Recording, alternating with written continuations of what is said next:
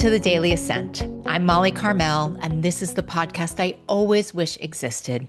A bite-sized, on-the-ground spiritual note that can shift your thinking and your outlook on life to help make us all a little bit more awake, alive, and ascending.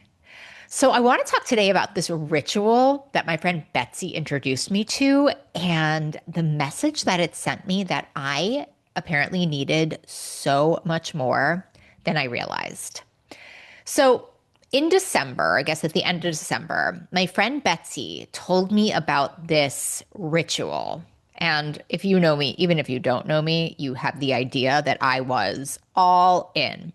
I am honestly a sucker for a ritual. Give me a candle, give me a piece of paper, give me something to burn, give me a song, give me a rattle. I am there. I love something intentional to do to mark something happening.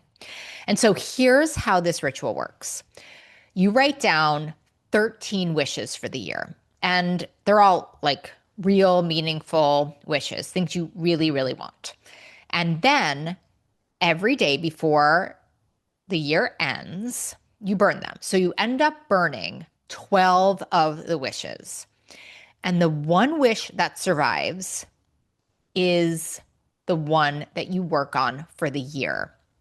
It's the one that the universe is pointing you at for your work for the year. So got my pen out, got my pretty paper out, wrote my 13 wishes. They were great. I'm psyched. And then Betsy and I had a ritual for our ritual that we opened together our final wishes. And mine said, I am so excited that my physical health is in order. So when I read that to Betsy, I was like, okay, well, great. What a doable one, right? I mean, that's how it seemed. Just make some appointments, show up. How hard could that be, really? But here's what I've really learned since then. That actually, I hate to say it, just has not been as easy as I thought it was going to be. And let's be clear, it's not because I'm lucky enough, I have health insurance, and it's not like these appointments have been hard to make. But what I've noticed is that making them has required me to really prioritize myself and to put my own physical well-being at the top of the list instead of at mid-tier, maybe even bottom, unless it's an emergency, right? Unless I have strep throat or the flu or COVID or something.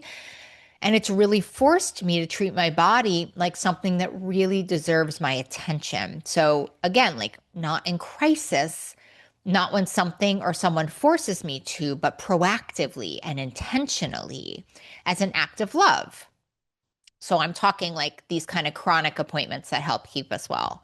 Dermatologist, mammogram, annual exams, dentist, right? These, at least for me, are the things that just quietly slide to the back burner when life gets full or when something else takes its priority. And let me be clear, it's not because I don't know that they matter.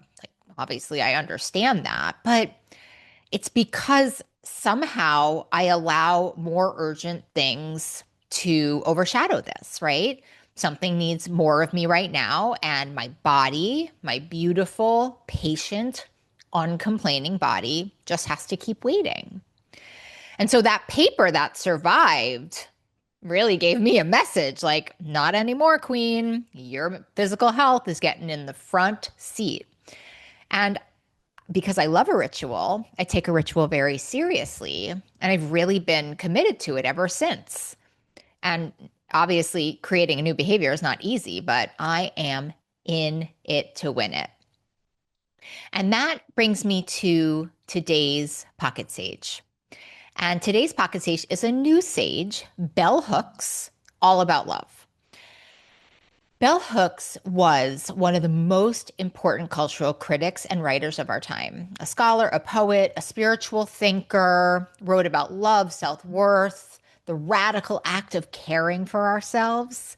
And she wrote in this book all about what love actually is, not the romantic fantasy version, but this real practice intentional thing. And so this passage really smacked me between the eyes when I read it. Perhaps it will do the same for you. One of the best guides to how to be self-loving is to give ourselves the love we are often dreaming about receiving from others. There was a time when I felt lousy about my over 40 body, saw myself as too fat, too this or too that, yet I fantasized about finding a lover who would give me the gift of being loved as I am. Isn't it silly, isn't it? That I would dream of someone else offering me the acceptance and affirmation I was withholding from myself. Do not expect to receive the love from someone else you do not give to yourself. I mean, ascenders.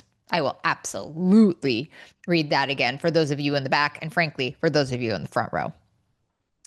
One of the best guides to how to be self-loving is to give ourselves the love we are often dreaming about receiving from others.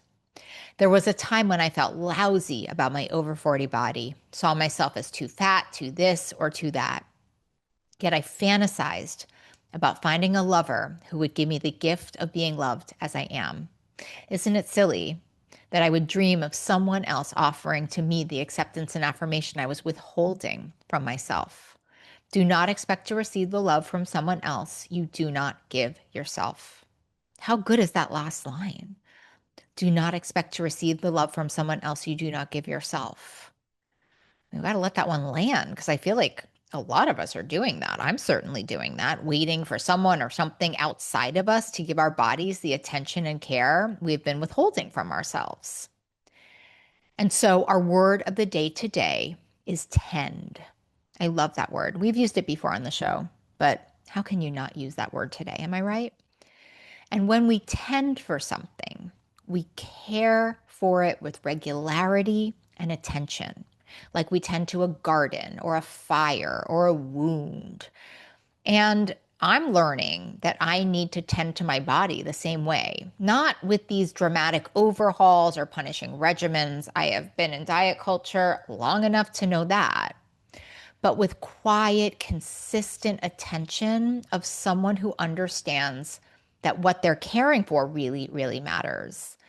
And the thing I really love about this reading is it's saying that self-love isn't a feeling, it's a practice.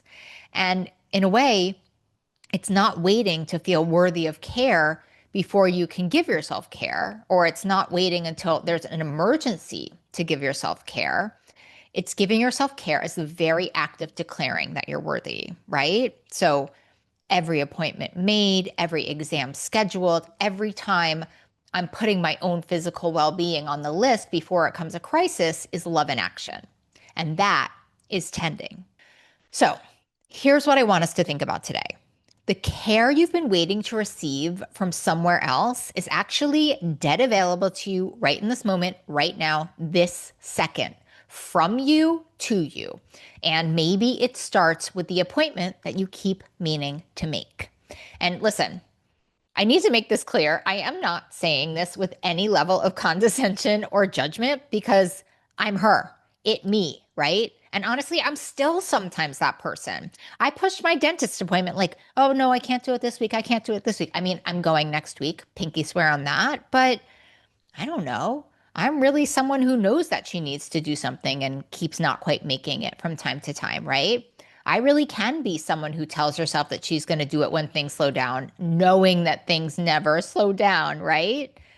And I guess without my own permission and without realizing it, I've been treating my body as the thing that can wait while everything else gets attended to first, which is wild, right?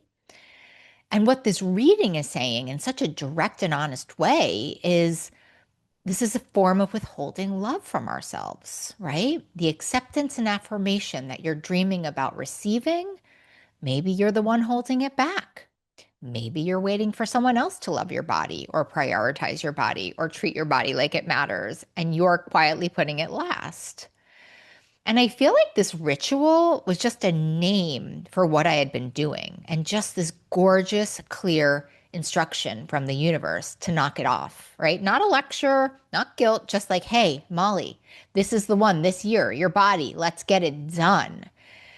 And here's the interesting thing. In these months since I started showing up for these appointments, like these seemingly simple ones, right? These annual ones, dermatologist, mammogram, right? All of the postponing, it really does feel like love and not roses on my bed, glamorous love, right? Just actually unglamorous. I am worthy of showing up for. And honestly, the time is available kind, and the kind that builds something in you over time, and the kind that's saying to me, like, you matter enough to tend to, you matter enough to prioritize. So, your body has been waiting, so has mine, and it will probably keep waiting patiently. But I think it would really love if you made a call today. So here's your reflective question of the day. What is one way you have been withholding care from your body? And what would it mean to give yourself that love today? And listen, if you have been withholding from your body by over dieting, overeating, under eating, not feeling confident in your body, being in diet drama and trauma, binge eating, emotional eating, this list goes on for, and we don't have a lot of time. I want to tell you that I made my Stop Starting Over system just for you. And I'm obsessed with you. So I would love to have a discovery call for you. And it's very easy to sign up. Just go to the show notes, click on the link, and make a time to meet with me. I cannot wait. And I am right here with you, Ascenders, making the appointments, tending to our bodies, treating our physical selves like they matter, because they so do. And listen, if this is landing with you, let's share the love. Let's make this a Ascender crew, large and in charge, because we rise together. Until next time.